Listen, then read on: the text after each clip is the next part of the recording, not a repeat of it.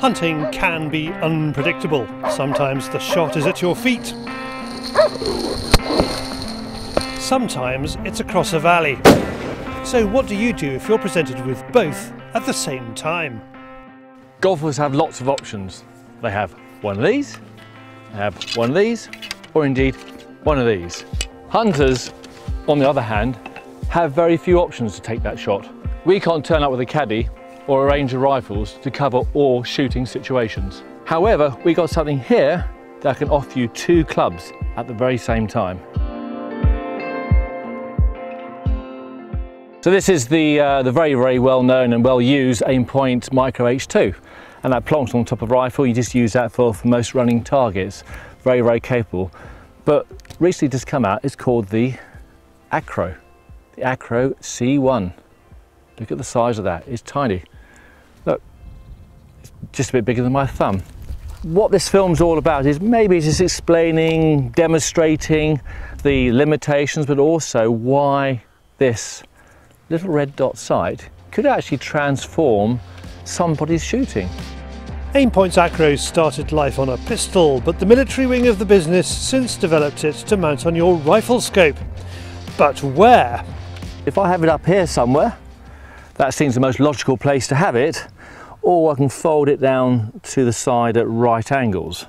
Okay, so once again we have to decide whether it's better up on vertical or down to the side. And this is the actual plate itself. I've decided to actually stick it at more or less 90 degrees, and that just sits like that. That's it? That's it. So it has a little plate here which you screw in, but it just sits on that adapter plate, screw it up tight, and that's how it works.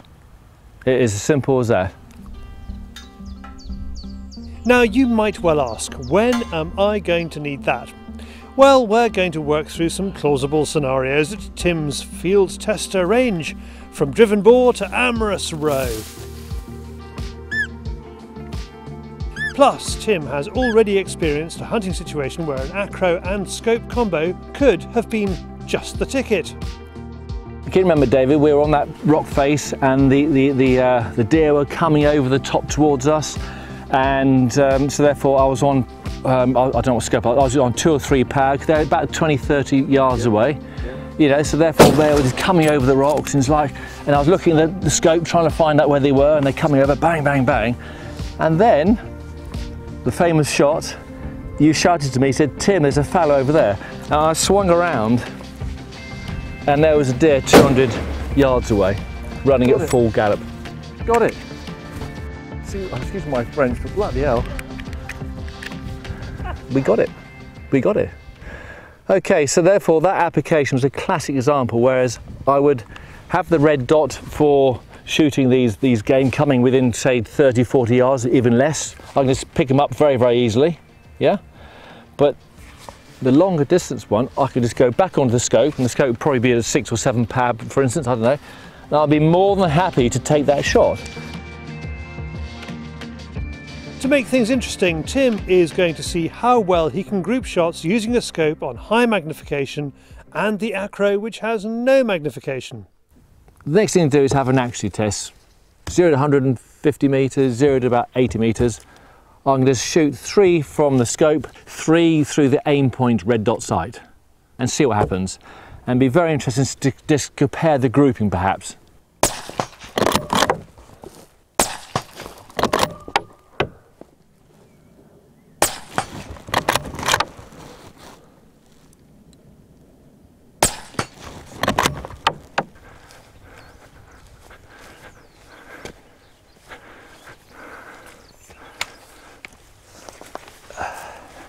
Well, to be honest, I'm really quite surprised. Left hand side here is shooting it through a standard hunting optic. So it's a Leica 1.8 to 12 by 50 scope. So 223, I expect we got maybe an inch and a bit of group there. 1, 2, 3. So respectable. I wasn't actually kind of concentrating too much, so it's just a straightforward shot. But really surprisingly, on the right hand side here is 3 shots taken through the Aimpoint red dot sight, the Acro. Now, 1, 2, 3. 2.5 inch grouping. That's quite astounding actually. So this is 100 meters. I'm not aiming it, I'm just sitting it there. So I don't know, I am so surprised. It's got me thinking actually, can I use this red dot sight for shooting, you know, deer 100 meters for instance? I don't know, but I'm sorry, but guys, this is perfectly accurate enough to take a beast. Already the Acro is showing promise, but surely it's on a driven hunt that it will come into its own. Unfortunately, the chances of finding a willing running wild boar in East Sussex, although not impossible, are slim. Finding a willing Kai-Ap Bryn, a slope with backstop and some tyres are far easier. He is our trap operator and trap all at the same time. Okay, this is in true Fieldsports Britain style. We're going to try some simulated running wild boar targets. Got no idea how it's going to work out, but it's got to be worth a crack anyway. But the most important thing is, I've got a pocket full of ammo, and we keep on doing it until we actually find them. But we got young Kai up there who's going to roll the tyres down. But yeah, we'll have a go, guys. I mean, why not? It's better than a straightforward running boar target. We'll just roll them down around the field and see what happens. Okay, go. Nice and steady. There we go, there we go, there we go.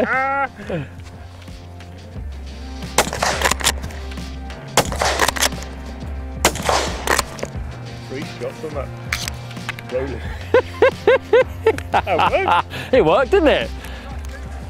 Yeah. Yeah, give us some Welsh welly. Okay.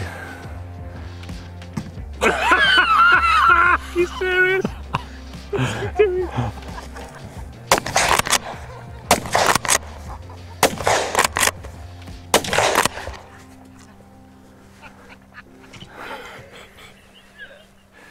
You think being Welsh, he'd be good at rugby and kicking something properly, but that was pathetic. Absolutely pathetic. What did you think he was going to do? Just like, such a wimp. I'm a runner, not a kicker. The lockdown's not being kind on Kai, is it? Actually, I didn't want to say actually, David. I didn't want to say anything whatsoever, but definitely a little bit porky, isn't he? Okay. I'm doing my Joe Wicks exercise. Really? Really? Yeah, yeah, in your sleep, mate.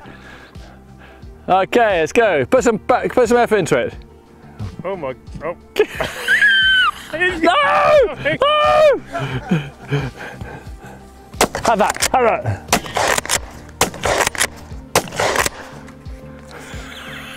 That's a charging boar. It's not as easy as it looks, I'm just telling you that now. Yeah, rolling a tyre. Well, Yeah? I'm about to say he's actually wearing a couple as well. That's true, I need to get my technique right. Right.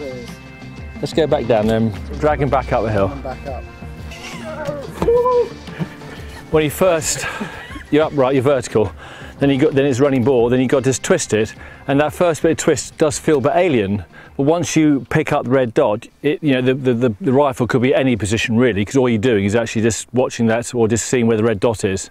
So yes, for a start, you think, oh my goodness, I've got to twist it, but once you got the red dot just, I'm focusing actually on the tyre, and that red dot's kind of go, yeah. And as soon as it gets up to the middle of that tyre, I pull the trigger, because we're only shooting about 20-30 metres away, so there's very little lead needed at all. But yeah, for a start, it feels a bit odd, but once you're on it, I dare say after practice, it becomes second nature, twist, bang, straight onto it. So, Do you think the Holland's shooting cinema have got something to worry about? oh, definitely. Oh, definitely, yeah. We've got high tech here, yeah. All we need is a high tech and a bit more a fitter starter. Can I just say something here? It's Kai-Tech, not high-tech. Kai-Tech. It's a bit of fun. We're making a point. It's all about actually just moving targets, and just to demonstrate actually it does work. And that's the most important thing. So take what you will from it.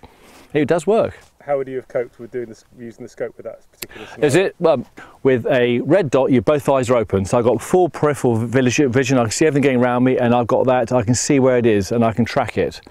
But as soon as I go in my scope, it's actually harder trying to acquire that target. So it takes more time to get onto it. Once I'm actually onto it and I've got the flow, it's actually reasonably straightforward. But it's not, it's that acquisition of target, that quickness is not there with a rifle scope, unless you obviously hugely practiced at doing that, but it is very, very different.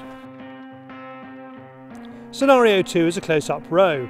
In the past, we have filmed Roy barking at a buck coming to the call to stop it in its tracks, so that he doesn't lose the animal in his scope. Can the Acro stop Roy barking? Okay, I'm going to run through a typical row stalking situation using Tom's targets. There am I, I've been squeaking away and I found a really nice looking roebuck. Checking him through the scope and just looking at his head. Oh yeah, he looks lovely. Great, great, great. Yep, I think that's the beast I want today. But unfortunately he just wanders away. So he's out of sight. Ah, oh, lost it. But also I hear to my right, there's something coming towards me. So I'm going to be very, very careful looking around. Okay, I've got two situations here. I use my sticks, mount up, and take that quick shot. The problem I've got is I'm on 10 power, and it's actually took me several seconds to actually find the roebuck, because he's actually stuck in the grass over there. Yeah? So my shot would have taken several seconds to take, and by which time he would have clustered off anyway. Or get rid of the sticks, very quickly acquire the target, bang. Quick as that. And the reason why it's so much quicker is I'm actually focusing on the roebuck. So my eyes are on the roebuck. All I'm doing is bringing that red dot up, and as soon as that red dot is near that kill zone, and the kill zone on a roebuck is what, that big? Because very often you call a roe deer and he comes bundling towards you and you try and say, oh my goodness, it's stop, stop, stop, stop. And of course, most people tend to be over magged, yeah? So very often actually I'd prefer to stay on low mag, but actually a lot of people tend to be sitting around 6 to 8.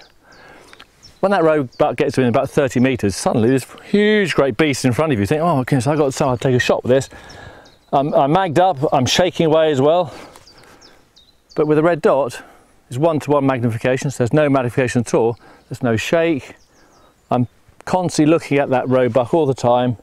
Red dot comes up and I just pull the trigger. So two very different applications of optics. Finally, Tim is going to alternate between a variety of Tom's targets, scope and acro, both in use. All I'm going to try to show you is basically a variety of shooting off sticks and also using the aim point. I'm just going to blow a load of ammunition and see what happens. So I'm just playing, demonstrating, take away what you will. Okay, so here it goes. Okay, got a fallow buck over there with a scope. That's a dead fallow buck. Okay, I've got Monty over there, I'll probably use a scope for that. A dead Monty. Okay, there's a pig there. Oh, dead pig. There's a roe over there. I'll probably use my sticks for the roe. Dead roe. There's a fox in the grass there. Dead fox. Oh, there's a roe over the corner there. About 80 yards away. I'll use the sticks for that. Dead roe. Okay. It's always really good fun to actually burn some ammunition, but it just shows you you can use them in together. Yeah, I use the scope with the red dot, and if you notice, it was very, very similar. I wasn't having to turn the thing completely on to the right angles, flicking backwards and forwards. I think it's absolutely brilliant. So for that situation, I think it's very, very good. It may not be a common situation you'll be in, but quite honestly, have pig and everything else. But yeah, it just shows you what you can do perhaps with a red dot sight. Anyway, so the application is there. Whether it's justifiable, I've got no idea. But imagine if you're a person who, in abroad, for instance, who do shoot pig. You'll have that situation. We've been out. How many times have you been out deer stalking, or whatever, and you suddenly find a deer very close to you, or there's a fox very, very close to you? Quite honestly, it's no problem. I just turn sideways, boof. Turn sideways. I'm still watching the animal with both eyes. That red dot's on the kill zone. I'm not aiming. It's on the kill zone. Pull the trigger. It's So I think it's basically up to you guys to decide actually whether it's a toy or not. Is it a gimmick? I don't think so. I've proven to it. It's accurate. It's quick. Yeah? Reactional. Yeah? Is it proper hunting? Probably is. Things aren't nice and close to you. Yeah. Have a lower mag, get closer to the beast. Proper stalking perhaps. I'll let you decide that, but one thing for sure, I'm going to have another go with this. Tim ends up quite taken with the Acro. It's a new discipline, a new technique, but when your hunting is unpredictable, reaction shots, and at different ranges, it could increase your shooting opportunities. For more information about the Acro, plus Aimpoint's new piggyback ring mount system for different scopes, go to aimpoint.com or contact info@aimpoint.se.